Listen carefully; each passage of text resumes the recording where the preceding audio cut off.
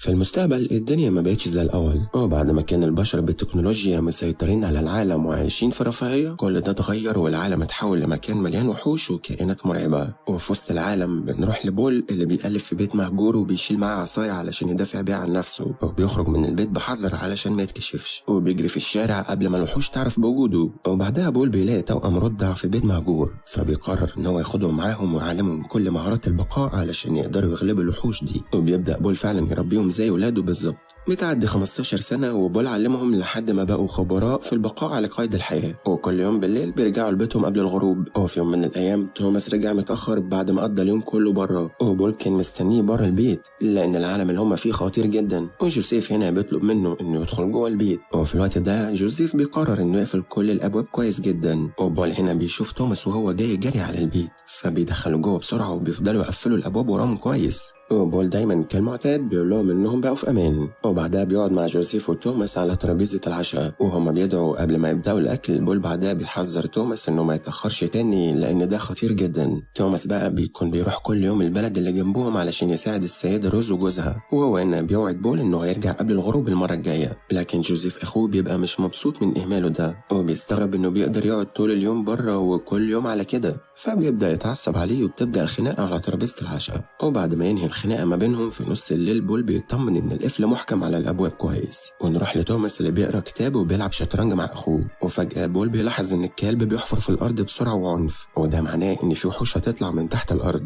توماس ساعتها بيجري بسرعة وبيشيل المصباح، وبيسمع الوحوش وهي بتضرب على باب البدروم بكل قوة، وبيبقى واضح بقى إنها ممكن تدخل في أي لحظة. وبول وتوماس بيحاولوا يتأكدوا إن الباب مقفول بإحكام، وبعدها على طول بيرجعوا جوه تاني. جوزيف هنا بيقول إنه لاحظ إن في أكتر من وحش على الباب. في الأول كانوا بيخبطوا عادي، لكن بعد كده بدأوا يضربوا الباب بعنف، والباب خلاص اتخرب من بره وما بقاش قادر يمنع الوحوش أكتر من كده. وبول ساعتها بيقرر إنه يشيل الجزء المكسور من الباب، وبيروح بعدها يقطع خشب علشان يصلحوه. وبنشوف جوزيف هنا وهو بيرسم تصميم صندوق خشب في دفتر الملاحظات بتاعته، وما بيقولهمش أي تفاصيل عن الفكرة بتاعته، لكنه بيقول لهم إنه بيحضر حاجات هتساعدهم يعيشوا من غير خوف وسط الوحوش دي، لأنه عايز يعيش حياة حرة من غير رعب. ومن ناحية تانية بول عمل عربية وبيبص عليها وبيدقق في تفاصيلها. وبعدين بيروح يقعد مع جوزيف علشان يقرا مذكراته. جوزيف بقى بيكون كاتب إن الوحوش دي ظهرت علشان البشر لوثوا الأرض، والوحوش بقى عايزة تنظفها من فيروس اسمه البشر، ومش هيقفوا إلا لما يخلصوا على آخر واحد فيهم. بول ساعتها بيعجب بالنظرية دي وبيشوفها صح، لأنه هو لاحظ إن كل يوم المية بتبقى أنقى من الأول.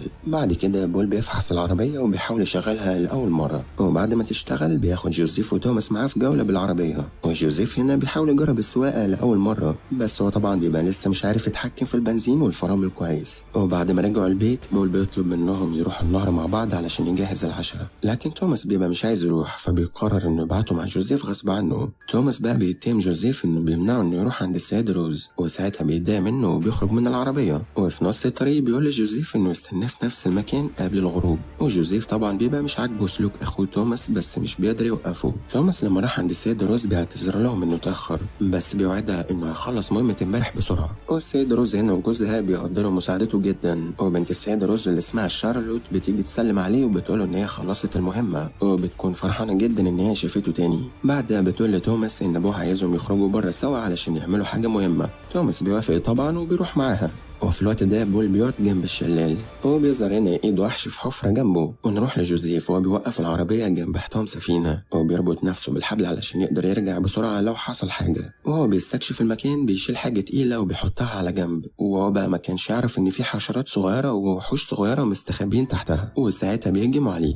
ومن ناحية تانية توماس هنا مش شايف والد شارلوت في أي مكان، وشارلوت بتضحك علشان عملت فيه مقلب وهي عايزاهم يتمشوا بره شوية وخلاص. وبعدها بتقترح عليه إنهم يلعبوا لعبة، كل واحد فيهم هيقول إزاي هيشوف نهاية العالم في 10 ثواني بس. هي بتبدأ وبتحكي إن في حشرة هتعدي كل سكان العالم وهتموتهم، والفئران ساعتها هي اللي هتسيطر على كل حاجة. وتوماس بيقول إن العالم كله هيتغطى بالدخان، بس هو مش عارف إيه اللي ممكن يحصل أكتر من كده. الوقت بيخلص وهو لسه ما خلصش قصته، فبيخسر اللعبة. في اللحظة دي بيبتسموا وبيحسوا إنهم قريبين من بعض. ولما الشمس تغيب توماس بيقول إن هو لازم يمشي، على الرغم إن هو مش عايز يمشي ويسيبها، وشارلوت كذلك مش عايزاه يمشي. وجوزيف هنا بيخرج من السفينة المهجورة بعد ما قدر يهرب من الحشرات والوحوش الصغيرة، لكنه ساعتها مش بيلاقي توماس في أي مكان. وبل هنا بيبقى قاعد في البيت الآن هنا علشان ولاده لسه بره والوقت اتأخر والدنيا خلاص بتليل، وتوماس ساعتها بيقرر إنه يجري بسرعة علشان يلحق أخوه جوزيف، بس للأسف بيقع في حفرة. وجوزيف هنا بيكون مستني توماس في نفس المكان اللي اتفقوا عليه، ولما اتأخر بيفتكر بقى إن توماس أكيد رجع البيت لوحده وإنه كده هو اللي اتأخر، فبيرجع بالعربية البيت، بس ساعتها مش بيلاقي توماس هناك. ساعتها بول بيقول لجوزيف يستنى في البيت ويجيب كام حاجة مهمة علشان يدور على توماس اللي بيحاول يفوق في الحفرة بس مش عارف يطلع منها من غير مساعدة، وده لأن هي عميقة جدا وضلمة كمان. فبيحاول يولع نار وبعد كام محاولة بينجح إنه يولعها، بس فجأة بيظهر صوت غريب والنار بتطفي، ولما يولع النار تاني بيشوف وحش وبيقرب منه. ساعتها بول بيجي في الوقت المناسب وبيسمع الصوت وبينزل الحفرة وبيموت الوحش، وبعدها بيحضن توماس علشان يحسسه بالأمان، وبيقرروا بقى إن هم يستنوا في الحفرة لحد الصبح. وجوزيف هنا بيقرر إنه يفضل صاحي طول الليل علشان يتأكد إن البيت مقفول ومتأمن كويس، لكنه في نص الليل بينام على الكرسي، وفجأة بنشوف جزء من السقف بيتحرك ووحش بيدخل إيده من الشباك وبيحاول يمد إيده لجوه علشان يوصل لجوزيف، وبعدها الوحش دخل الأوضة كمان ووقف تحت الجزء المفتوح من السقف. ساعتها بيقع عليه صندوق مربوط بحبل وبيتحبس جوه.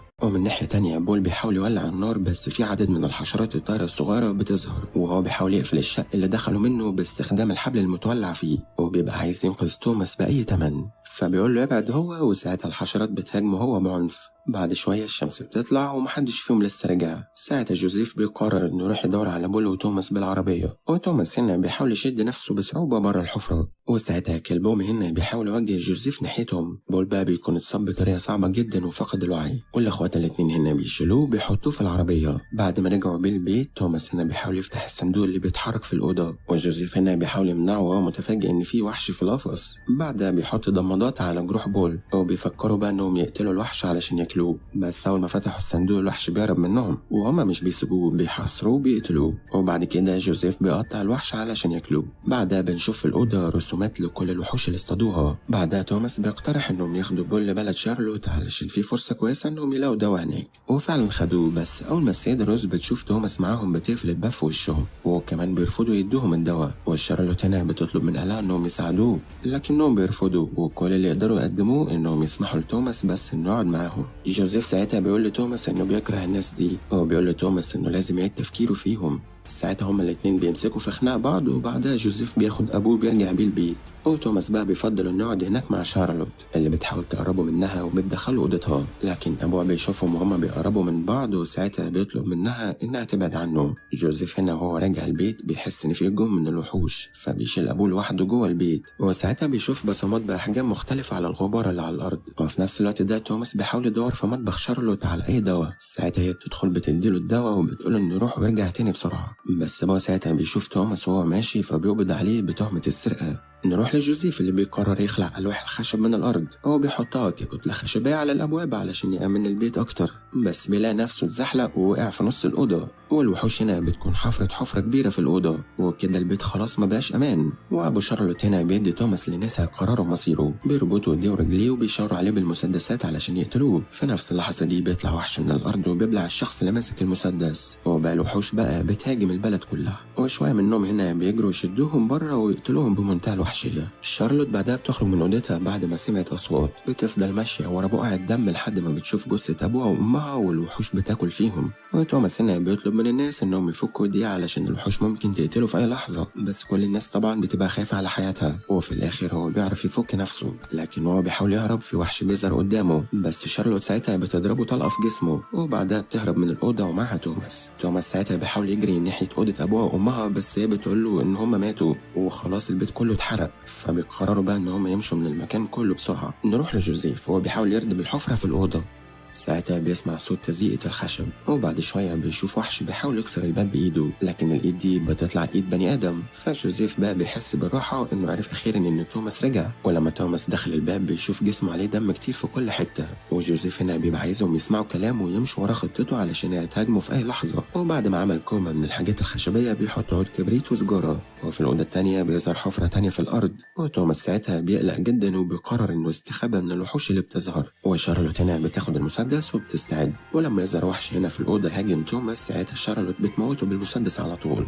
بس بقى بيكون في وحوش أكتر بتيجي وراهم وعمالة بتدخل البيت من الأماكن المفتوحة، وفجأة بنشوف بول وهو ماشي ناحيتهم علشان يحميهم، بياخد المسدس من شارلوت وبيضرب أكبر عدد من الوحوش، وبعدها بيودي الأولاد لأوضة تانية وبيحبسهم جوه. بول بقى بيبقى عارف إن الوحوش كتير جدا وإن هو خلاص كده هيموت، وساعتها بيفتكر أول مرة جه فيها الأولاد دي معاهم ورباهم زي ولاده. وفي نفس الوقت ده البيت بيولع زي ما جوزيف خطط بالظبط، وساعتها جوزيف وتوماس وشارلوت بيقرروا إنهم يدخلوا التلاجة علشان يحموا نفسهم من الدمار بتاعة النار. وبعد شوية التلاجة بتقع، وأول ما يخرجوا منها بيحاولوا يوصلوا لبول، بس من المستحيل إنه يكون عايش وسط الوحوش والدمار اللي حصل ده كله، فبيقرروا بقى إنهم يهربوا ويركبوا العربية على طول. وشارلوت هنا بتضرب بالسلاح على الوحوش اللي ماشية وراهم، وبعد كام طلقة بيقدروا يتخلصوا من الوحوش اللي بتطاردهم. وتاني يوم الصبح بيوصلوا لبيت شارلوت وبتقول الكلام الأخير لذكر أبوها وأمها، والمكان ده خلاص حاليا أصبح مفيهوش حياة، فبيقرروا بقى إنهم يدوروا على مكان تاني أحسن يعيشوا فيه. وساعتها توماس بيقرر إنه يسوق العربية ويبدأوا بقى رحلتهم الجديدة.